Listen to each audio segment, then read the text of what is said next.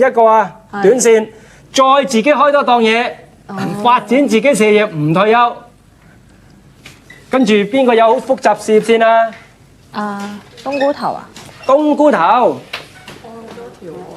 又係好多條。有冬菇頭咧，嗱我畫一畫啦，唔係好多條啫。嗱呢條上到嚟呢度，呢條再上嚟呢度。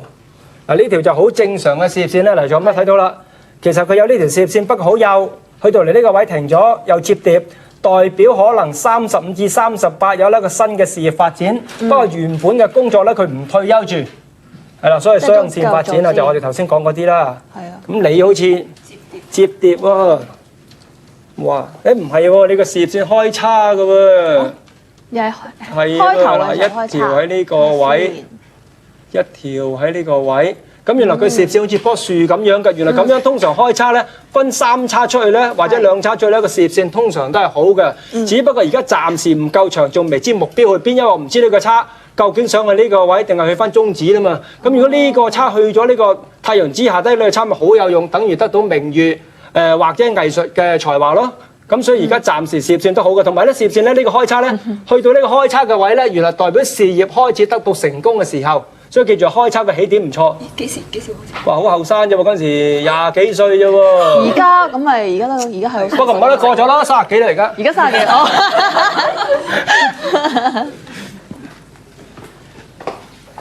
咁啊命運線就冇啦喎，今日咪講埋成功線啦，繼續。哦。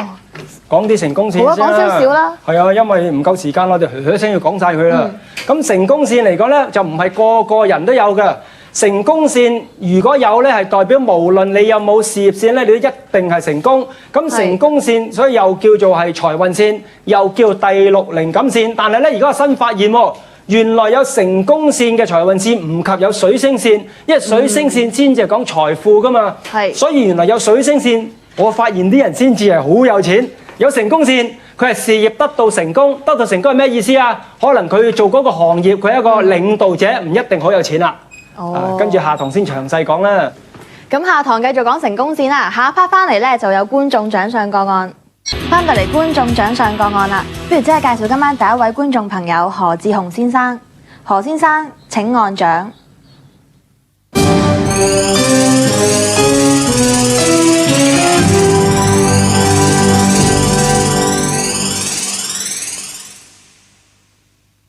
何先生請坐。咁頭先經過抽籤之後咧，風生組就會派出桃花眼啦，水喜組就係派妹妹嘅。咁不如妹妹開始先啦，你有分半鐘時間。睇翻何先生嘅獎，佢嘅獎色咧係屬於咧略紅少少嘅，咁咧就係但係都鮮色，即係話咧做嘢會辛苦，但係咧就肯付出都會有收穫。獎型係方形啦，即係話中意穩定嘅生活，但係咧就比較冇情趣。節拍角同埋聲音角咧都非常之明顯，即係對於音樂感同埋節拍感咧都會好重嘅。拇指嘅長度咧啱啱好合格，自信心同決斷力都合格嘅。手指公嘅指甲咧係呈圓形，即係做事咧都會頗具彈性。各個手指嘅長度都合格，手指咧係冇半月嘅，要小心咧貧血啦。手指中間有罅，屬於哲學型，凡事都會有自己一套嘅理論啦。尾指咧靠向無名指，即係話個人咧比較中意人哋嘅關懷啦，中意撒嬌。生命線咧係屬於長青嘅，睇翻晒兩隻手先。咁咧長青右手嘅生命線底部係有分叉嘅，即係叫做移民線，有移民嘅傾向。頭腦線咧係屬於現實同埋幻想平衡嘅，頭腦線略少少傾向於幻想嘅。頭腦線咧同埋生命線相連咧，左手咧對唔住啊，左手咧有1.5 cm 嘅，右手咧就有2 cm， 即係話30歲之後咧個人咧會做嘢考慮嘅時間會長啲。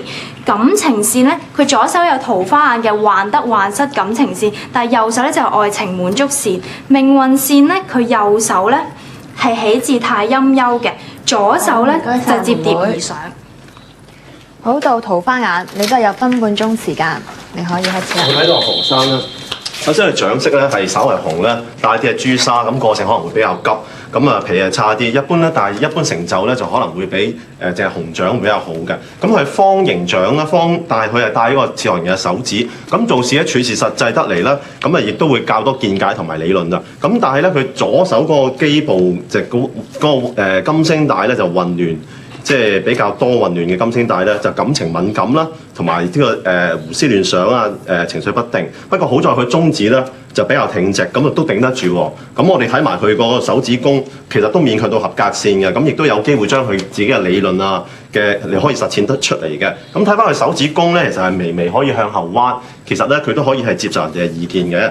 咁手指尾咧，其實個特點咧就係佢手指尾係比較靠向太陽指咧，就比較怕醜，同埋咧就希望即係別人嘅關愛啦。咁生命線距離咧，左手咧佢1.5 cm， 右手咧係2 cm。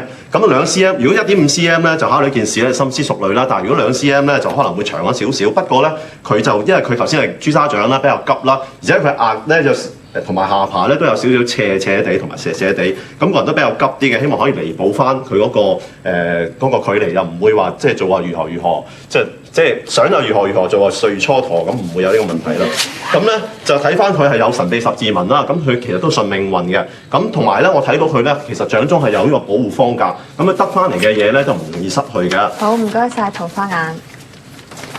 好，咁兩位弟子講完啦，咁不如即係睇下何先生嘅背景資料啊。何先生30歲，同父母細佬同住，26歲大學畢業，短短2-3年咧轉過6份工，次次都係僱主覺得佢唔適合，而家佢又加入職業大軍之中啦。屋企方面，一直以嚟佢成家人同爸爸嘅關係比較疏離，加上何生咧又再失業，怨氣更加重。佢好希望咧盡快揾到工作之餘，一家人可以和諧共處。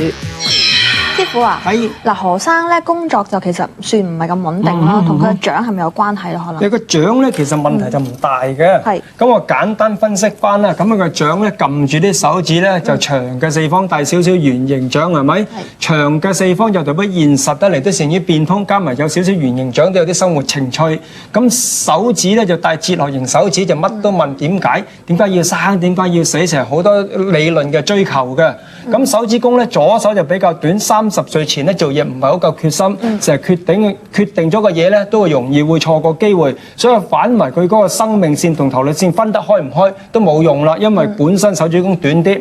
咁到右手手指公咧拍埋去咧，就勉強長咗少少，就到咗食指第3節嘅中線，所以右手手指公咧就長咗，個人比較有決心，但係另個壞處咧就諗嘢又慢咗咯，因為頭腦線同生命線連埋太多先至分開。咁呢次桃花眼就幾叻咯，額車下巴車，性格衝動，咁性格衝動再加埋朱砂掌人急，可能會掩蓋咗你個諗嘢慢得滯嗰個缺點啦。咁頭腦線咧就微微下垂，就唔算特別下垂，又唔係特別平，現實同幻想得到平衡，唔係過分現實，唔係過分幻想。咁感情線咧一條向上一條向下咧，呢個妹妹啱啦，呢個患得患失嘅感情線，俾你自己特點都睇唔到啊！我睇到我未睇有時間。患得患失感情線，有時覺得滿足，有時覺得失望。係。咁呢個食指基部咧，原來仲有個十字紋，唔係神秘十字咯，幸福十字紋喎，你哋冇睇到啦。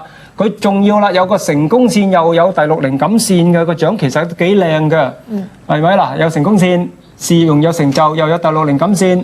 咁雖然唔係話靚得好緊要，但係都叫做係成功線。佢由呢個基部一路到上邊都有啦，係咪？所以其實何生個掌唔錯嘅咧。係啊，係啊，只不過時機未到。咁你睇下佢嘅，因為咧，原來佢個命格嚟講咧，就28歲先入大運，就行到呢個88。咁28至48咧，10年啊，係啊，60年不過有10年停㗎嘛。10年停咧就48至58。咁我又講啦，28歲入運佢唔係即刻好㗎嘛。逢係入大運，我哋叫絕處逢生，先死而後生，感情變化、住屋變化、事業變化。所以何生一踏入咗28歲就變，不停變就正常嘅。係。咁睇埋個相都係啦。因為我哋睇相嚟講，耳仔睇少年冇乜特別啦，呢啲少少崩嘅冇乜所謂，但係少年少少體質唔好啦。咁耳仔形狀係整齊㗎。咁額方面咧，兩邊額角咧都係叫做闊㗎嘛。我哋睇人讀唔讀到書，着唔着數，少年有冇零用錢咧，就睇呢個位闊唔闊啊嘛。眉毛就認真唔靚啦，眉頭帶箭，感情混亂，眉尾咧又混亂，所以思想感情都混亂，所以到眉運嘅時候就好亂啦。眉運係幾時啊？原來今年開始一路打落緊眉運，所以會慢慢有新嘅發展機會。眼運唔夠神，鼻梁比較高長直。咁通常如果比起上嚟個面個鼻比較突出，有冇人答到啊？啊？孤峰獨爽，孤峰獨爽唔係，喺職業方面會有咩問題啊？自信心過強。唔係，唔係，通常一個人個面相